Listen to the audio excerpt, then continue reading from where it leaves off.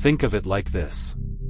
We're standing in the middle of one of the longest, loudest, most never-ending arguments in human history. And no, this isn't something that gets wrapped up with two Twitter trends.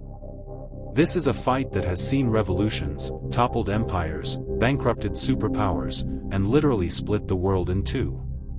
Capitalism? Socialism? For more than a century, these weren't just economic terms.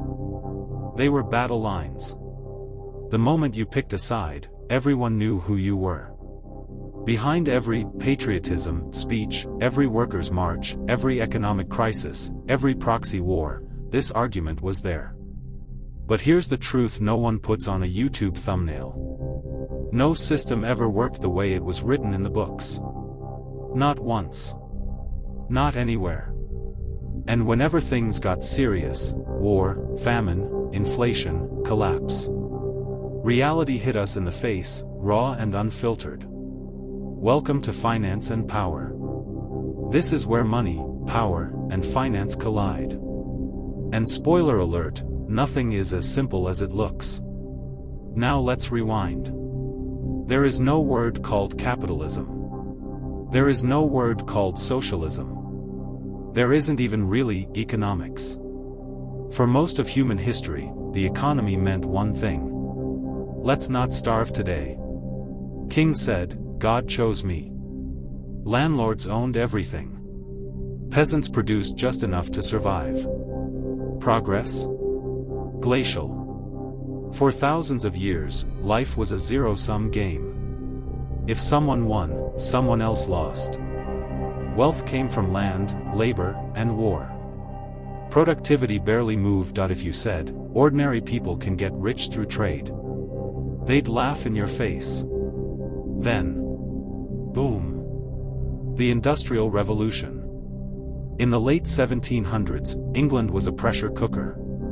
Coal, iron, capital, and an uncontrollable hunger for more. Machines swallowed muscle power. Factories swallowed workshops. And a new force emerged, private capital. For the first time, ordinary people could invest at a scale once reserved for kings. They could take risks. They could own. Productivity exploded. Some got rich. Others got even poorer. Inequality started screaming, new record. Cities were choked with smoke. Children worked 12-hour days. Slums bred disease. But no matter how dark it looked, one truth remained. Capitalism was producing more than the world had ever seen before. And that's exactly where socialism first stepped onto the stage. Not as a utopia. As a reaction, a loud, enough is enough. In the mid-1800s, Marx and Engels looked at factory chimneys, saw worker uprisings, counted the sweat and blood on factory floors, and said, the problem isn't individuals. It's the system. To them, capitalist wealth was stolen labor dressed up as opportunity. If workers owned factories together, if profits were shared, if production served human needs, exploitation would end. Crisis cycles would end. Everyone would live with dignity. Clean. Logical. Moral. And to millions being crushed at the time, it sounded like justice. But theory looks great on PowerPoint. Real life is played on the field.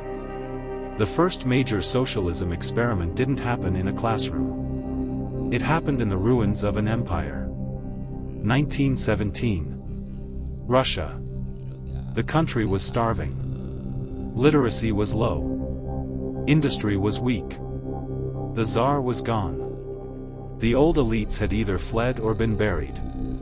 And suddenly, a brand new operating system had to be installed on a country of 150 million people. The Soviet Union was born. The state owned everything. Prices were set by bureaucrats. No profit, only quotas. No private enterprise. On paper, perfect. In reality, chaos. No one knew what people actually wanted. No competition. No innovation. No reward for working harder. Shortages became normal. Lines became daily life. Agriculture collapsed. Famine arrived. Even Lenin stepped back. "Let's add a little market or we're done," he said. But something interesting happened. Socialism was still attractive. Because capitalism wasn't innocent either. In 1929, the US stock market collapsed.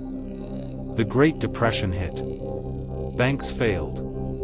Unemployment reached 25%. People starved. For many, capitalism didn't look broken. It looked deadly.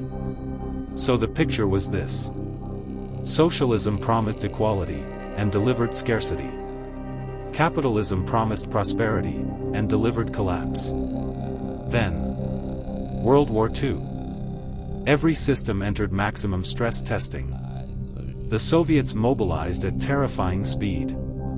The US became an unstoppable production machine. When the war ended, the winner wasn't ideology. It was performance. The Cold War was basically a 45-year A-B test.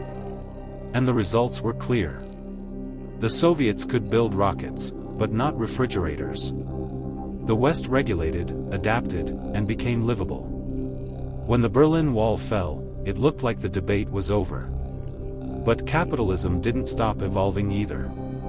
Finance bloated. Debt exploded. Then came 2008. Today, everyone is hybrid.